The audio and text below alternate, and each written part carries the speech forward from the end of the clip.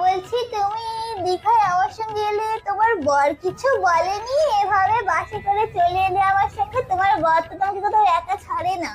আরে ও তো সেই তামিলনাড়ুতে কাছে কাজের জন্য আমাকে তো ফোন করে ভিডিও কলিং এ দেখালো ও ওই তামিলনাড়ুর সমুদ্রের কাছে পাথর ভাঙছে।